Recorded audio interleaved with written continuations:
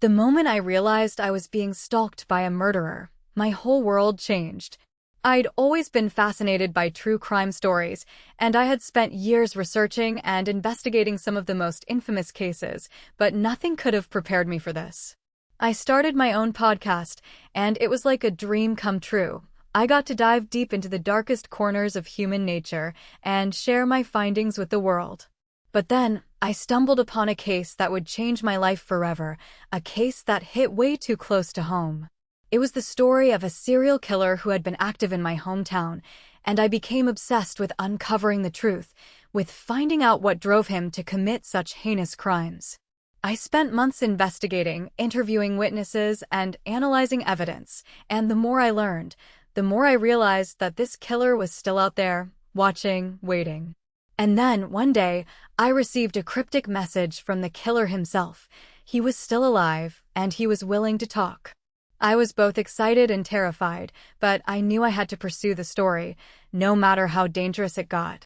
The interview was intense. The killer revealed details that had never been made public before, and I was on the edge of my seat, wondering what he would say next. But as I was about to leave, he dropped a bombshell. He had been working with a corrupt cop who had been covering up his crimes. I was shocked, my mind was racing. How could this be? What kind of person would do such a thing? I knew I had to expose the truth, but I was scared. I was being stalked by a murderer, and now I had to take on a corrupt cop too.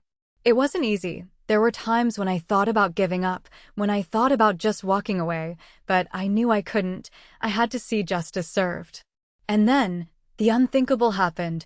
I received a threatening message from the corrupt cop, warning me to back off. But I didn't. I kept pushing, I kept investigating, and finally, after months of hard work, the truth came to light. The killer was brought to justice, and the corrupt cop was fired. It was a satisfying conclusion to a long and difficult journey. I had faced my fears, and I had come out on top.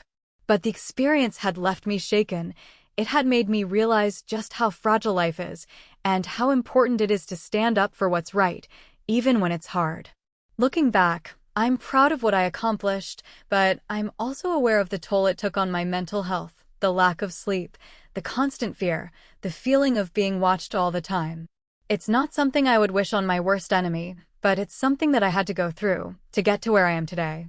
And if I could give one piece of advice, it would be this: never give up, never lose faith, and always stand up for what's right, no matter what the cost.